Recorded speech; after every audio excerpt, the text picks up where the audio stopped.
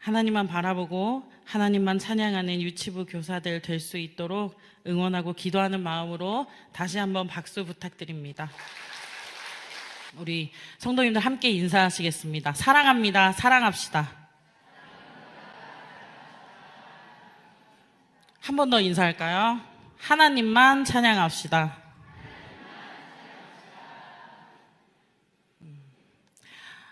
담임 목사님께서 여러 차례 광고하셨듯이 유치부에서는 지난주에 글램핑 데이를 광양중앙교회 최초로 시도한 글램핑 데이를 지난주에 마쳤습니다.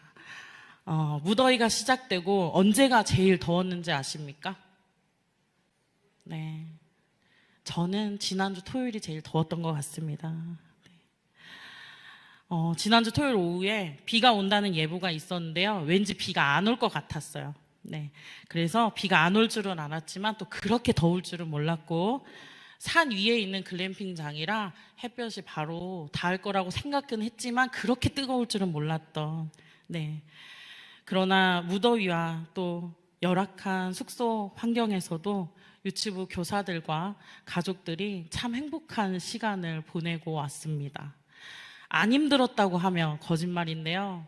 사실 그 힘들었던 마음은 유치부 가족들 덕분에 다 녹았습니다.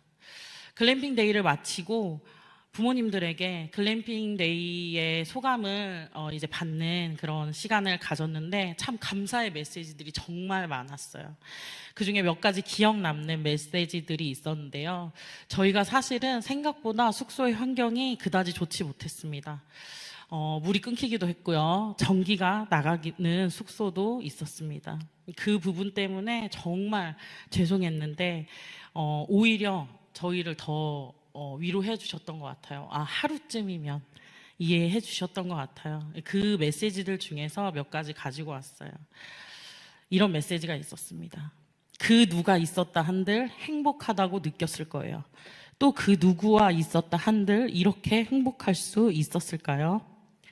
또 한 가지 있었습니다. 이렇게 덥고 많은 일들에 얼굴이 찌푸려져도 이해가 될 텐데 어떻게 이렇게 기쁨으로 하시나요? 그 모습을 보고 제가 모자란 사람이라는 걸 느끼고 갑니다. 그리고 1박 2일 글램핑 데이를 마치고 월요일 이른 아침에 부모님들께서 개인적으로 이렇게 저에게 카톡을 보내주신 분들이 계세요.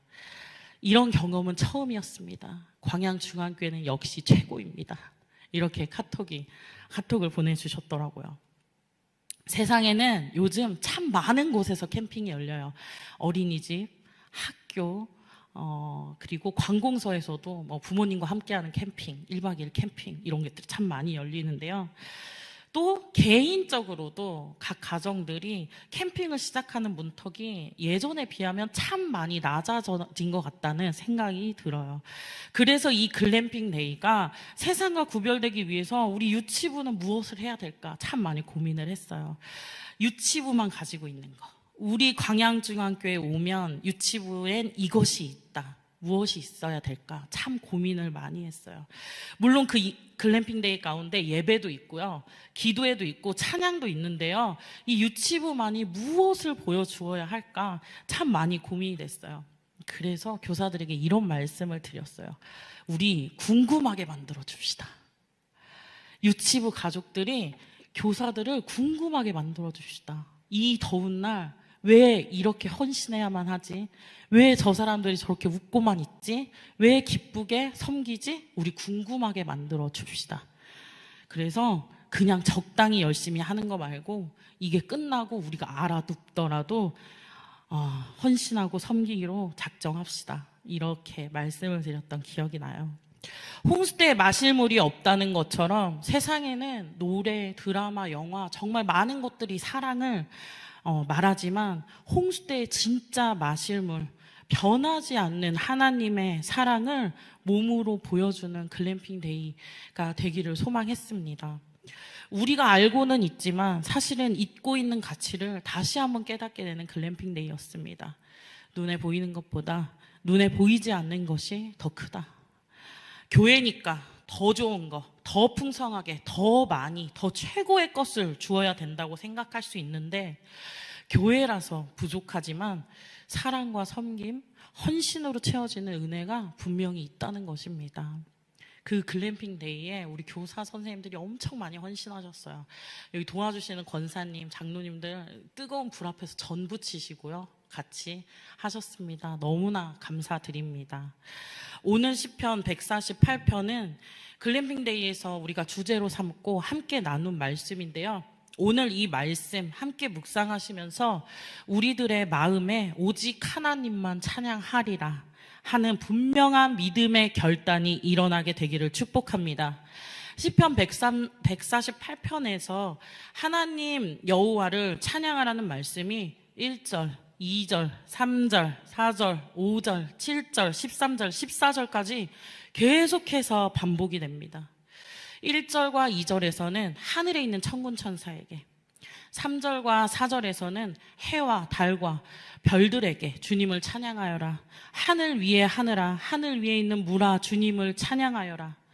5절에 보면 그것들이 여호와의 이름을 찬양함은 그가 명령하심으로 지음을 받았음이로다 라고 말씀하십니다. 하나님과 피조물의 관계를 보여줍니다. 하나님께서는 말씀으로 창조하시고 빛이 있으라 명령하는 분이시며 피조물들은 창조가 되었고 순종하여야 할 존재라는 것을 드러내고 있습니다. 우리가 경이롭게 생각하는 그 우주의 피조물조차 하나님께 찬양해야 하는 것이 지극히 당연하고 마땅한 것임을 보여주고 있습니다. 그리고 6절은 그 우주의 피조물들이 질서를 지켜 운행하게 하시는 하나님의 능력을 찬양할 이유를 알려주고 있습니다. 하나님은 창조자일 뿐만 아니라 이 세상을 유지하시고 지속하게 하신다는 것입니다. 과거에는 창조하셨고 현재로서는 유지시키고 계시고 또 미래에는 여전히 하나님의 섭리 안에 운행될 것이기 때문에 과거, 현재, 미래에 이르기까지 언제나 영원히 하나님을 찬양해야 한다는 것입니다. 7절부터 10절까지 또 하나님을 찬양해야 될 대상, 피조물들이 등장합니다. 7절에 용들은 바다의 큰 생물들을 말합니다. 바다의 큰 생물들, 불, 우박, 눈, 안개, 광풍, 산, 열매, 백향목, 짐승, 가축, 기고 나는 새까지 등장합니다. 우주부터 바닥에 기는 우리 눈으로 보기에는 쓸모없는 생명체들까지 하나님께 찬양을 드려야 하는 대상으로 말씀하고 계십니다. 시편 기자가 말하는 찬양을 단순하게 하나님을 향한 노래라고 생각할 수 있습니다.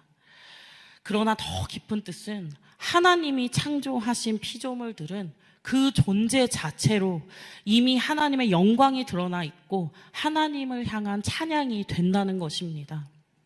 시편 기자가 살던 그 당시 사람들의 시각에 천상의 해와 달과 별과 같은 천체들은 이 세상에 발붙이고 사는 것, 가축, 동물, 땅에 사는 벌레, 새, 이런 것과는 비교할 수 없을 만큼 소중한 가치를 지닌 것이라고 생각했을 것입니다. 그러나 오늘 시편의 기자는 그 모든 것들의 서열을 매기지 않습니다. 시편 기자의 눈에 알 수조차 없는 우주의 별이든 아주 쓸모없는 벌레와 같은 존재이든 그 모든 것이 하나님의 질서, 하나님의 섭리에 순복하며 하나님의 영광을 드러내야 된다는 것입니다.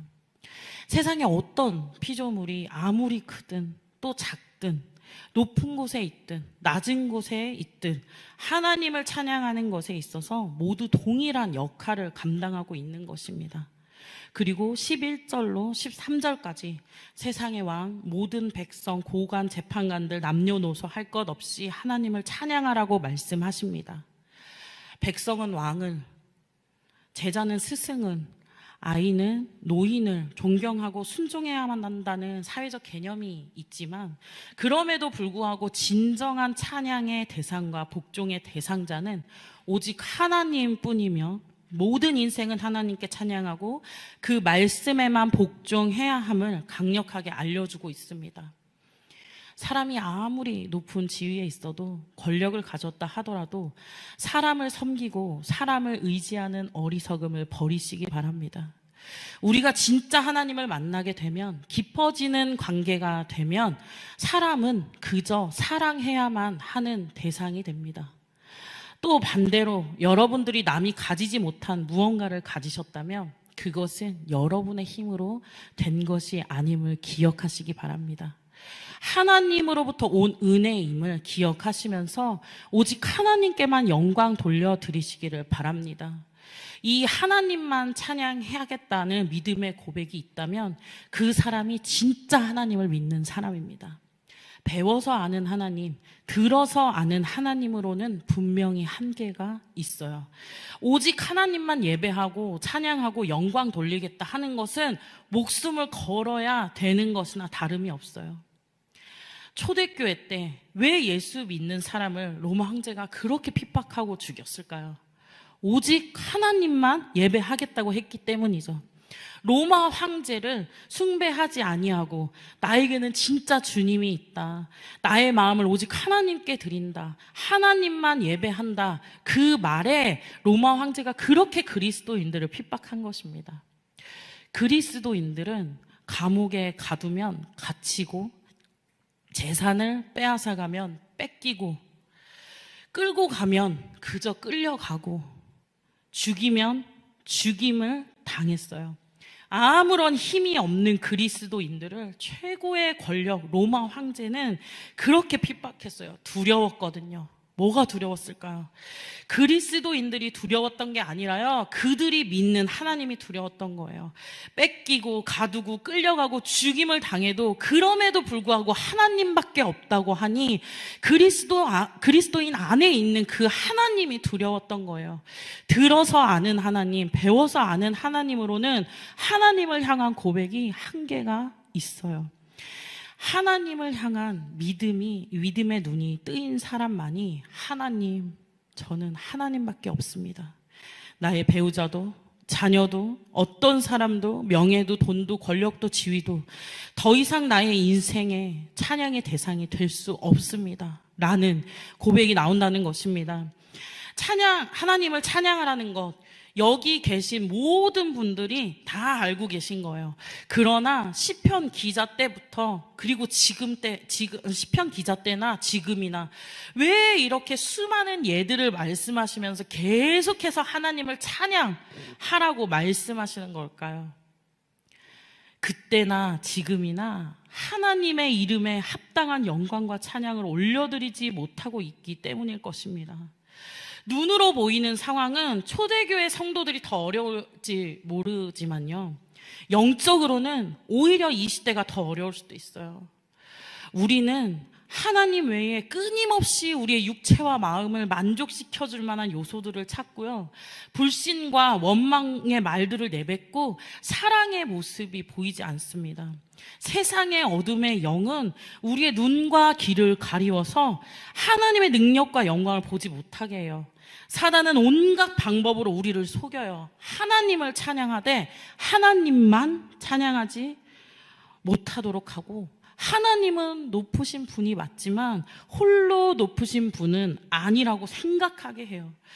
하나님을 다른 신들 중에 하나와 같은 존재로 만들어버려요.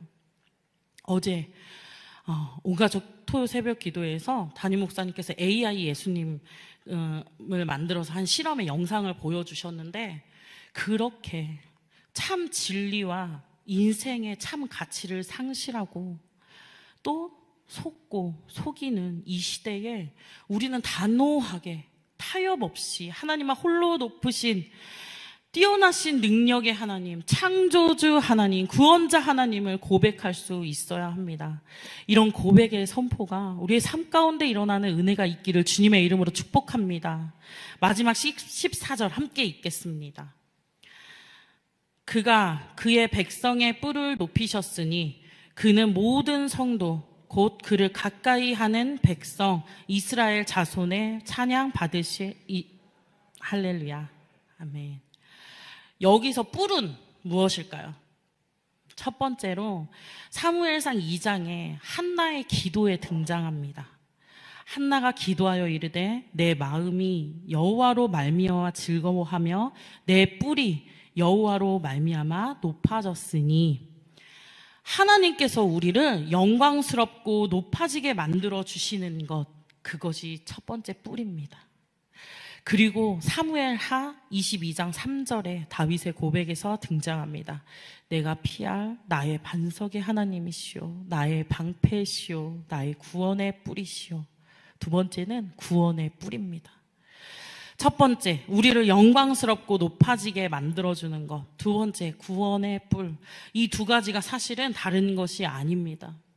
죄로 죽을 수밖에 없었던 우리, 영원한 심판에 던져질 수밖에 없는 인생이 구원받았다는 것, 그 자체가 가장 큰 영광을 얻은 것이기 때문입니다. 출애굽 당시에 이스라엘 백성들이 어떤 구원을 체험했죠? 홍해, 애굽 군대가 쫓아올 때 홍해를 가르시고 하나님의 백성들을 가혹하게 괴롭혔던 애굽의 군대가 바다에 수장되었을 때 이스라엘 백성들은 어땠나요? 하나님을 찬양하고 하나님을 위대하신 하나님이라고 고백하지 않을 수 없었어요. 그 구원이 깨달아질 때, 그 구원의 가치가 얼마나 큰지 알게 되었을 때 진정한 찬양의 고백이 나온다는 것입니다. 그러나 안타깝게도 이스라엘 백성들은 출애굽하면서 하나님의 구원의 은혜를 맛보지만 눈에 보이는 상황, 어려움 앞에 하나님을 원망하는 말들을 쏟아내요. 우리의 삶이라고 사실 크게 다르지 않습니다. 말씀 앞에 은혜 받고 기도하며 하나님을 향한 찬양의 마음이 우러나지만 사실 눈앞의 현실을 마주하게 될 때는 하나님이 나의 하나님이 아니라 너의 하나님이 되어버리죠. 구원의 감격이 회복되시기를, 구원의 감동이 진정으로 회복되어지기를 다시 한번 주님의 이름으로 축복합니다. 여러분은 어떤 사람이십니까? 우리는 어떤 사람인가요? 요한복음 3장 16절에 하나님이 세상을 이처럼 사랑하사 독생자를 주셨으니 이는 그를 믿는 자마다 멸망하지 않고 영생을 얻게 하려 하신다고 말씀하십니다. 하나님은 우리를 얻기 위해서 어떤 대가를 지불하셨나요? 우리를 위해서 독생자 예수님을 보내주셨습니다. 많은 분들이 때때로 이렇게 말씀하세요. 하나님은 꼭 내가 아니어도 되죠. 하나님 앞에 큰 의미 없는 사람인 것 같은 말들을 하실 때가 있어요. 그런데 하나님은 내가 아니어도 되지만요, 나여야만 하는 이유가 있다는 것을 성경에서 분명히 증언해주고 계십니다. 우리를 위해 독생자 예수님을 내어주셨다는 것. 몇십 년씩 교회 다니고 예배 드리고 예수 믿었다 하시는 분들은 이 예수님의 십자가, 예수님 너무나 지겹게 들으셨을 수 있는데요, 이것 없이는 결코 구원에 이를 수 없다는 것을 꼭 기억하시기 바랍니다. 듣고 들어도 오늘 또 다시 예수님의 십자가 앞에 몸부림치고 발버둥쳐야 주님께로 가까워진다는 것을 기억하시기 바랍니다. 한 번 하나님 만나서 구원받았으면 끝이 아니라요, 그 구원의 감격과 감동을 잃지 않기 위해서 오늘도 발버둥치고 하나님 앞으로 나아가셔야 한다는 것입니다. 시편 150편 가운데 가장 많은 시를 지은 다윗이 어떻게 그렇게 많은 시를 지을 수 있었을까요? 지어내려고, 내가 세상에 남는 아주 멋진 시를 지어야지, 내가 세상에 영원토록 남는 멋진 노래를 지어야지 머리를 짜내고 좋은 말들, 감동적인 말들을 붙여서 만든 것이 아닙니다. 다윗의 내면에 하나님이 베푸신 구원과 축복, 은혜에 대해서 주체할 수 없는 마음 때문이었어요. 구원을 깨달은 자, 은혜를 체험한 자로서 하나님을 찬양하지 않을 수 없었던 것입니다. 다윗이 좋을 때, 승리할 때, 평안할 때만 하나님을 찬양한 것이 아니라요, 죄 앞에 신음할 때, 쫓길 때, 사망의 골짜기를 지날 때, 인생의 고난 속에서도 끊임없이 하나님을 찬양해요. 상황과 환경을 바라보았다면 절대 할 수 없었을 텐데 그 상황 너머에 계시는 하나님을 체험한 자로서 믿음으로 바라보고 찬양한 것입니다. 여러분, 하나님을 진정으로 찬양하기 위해서 구원의 감격을 먼저 회복하는 은혜가 있기를 바랍니다. 하나님께서 나에게 보여주신 그 사랑에 감동하는 은혜가 있기를 바랍니다. 내 삶에 내세울 것 없더라도 하나님 한 분이면 모든 것을 누리는 은혜가 있기를 주님의 이름으로 축복합니다. 예수님의 사랑, 그것만으로도 이미 우리의 영혼이 눈물로 가득 차오르는 은혜가 회복되기를 주님의 이름으로 간절히 축복합니다. 이 시간 주님 주신 말씀 붙잡고 기도하기 원합니다. 하나님, 우리가 주님의 은혜를 잠시 잊고 살았음을 고백합니다. 이 시간 회복과 회개의 영을 부어 주시옵소서. 하나님의 은혜, 예수님의 사랑만으로도 감격하고 감동하는 마음을 회복시켜 주시옵소서. 하나님만이 내 평생 주님 만나는 그날까지 찬양하기를 고백하게 하소서. 함께 기도하시겠습니다. 사랑하는 주님, 구원의 은혜를 누렸지만 그 은혜를 잊고 죄인의 모습으로 살아가는 우리들을 불쌍히 여겨 주시옵소서. 주님 앞에 눈물로 고백하오니 이 시간 우리에게 회복과 회개의 영이 많은 은혜를 허락하여 주시옵소서. 하나님만이 나의 전부가 되시고 주님만이 나의 모든 것이 되신다는 것을 내가 입술로 고백하시게 하시고 하나님 한 분 가진 것으로 이 세상의 모든 것 가진 자로 살아갈 수 있도록 인도하여 주시옵소서. 하나님, 부족한 것 바라보지 않게 하시고 나에게 주신 은혜로 족한 은혜를 살게 하여 주시옵소서. 아버지, 온전히 하나님 붙들고 살아갈 수 있는 저희들의 인생이 될 수 있도록 인도하시고 세상의 어둠의 영에 속고 속이는 사람이 아니라 하나님께서 가신 그 길 따라갈 수 있는 저희들 될 수 있도록 인도하여 주시옵소서. 아버지, 주님만이 나의 소망 되십니다. 아버지, 주님만이 나의 구원의 뿌리십니다. 주님만이 나의 방패 되십니다. 주 안에는 주님만이 나의 모든 삶을 들어 영광과 존귀와 능력을 홀로 받아 주시옵소서. 아버지, 주님 사랑합니다. 사랑하는 주님, 주님 앞에 받은 그 사랑과 은혜를 잊고 살았던 모습을 용서하여 주시옵소서. 아버지, 우리가 하나님의 사람으로서 주님의 참된 백성으로서 우리가 주님 만나는 그날까지 나의 생명 되신 주님 찬양할 수 있는 결단이 이 시간이 있을 수 있도록 은혜 내려 주시옵소서. 사랑이 많으신 예수님 이름으로 기도드립니다.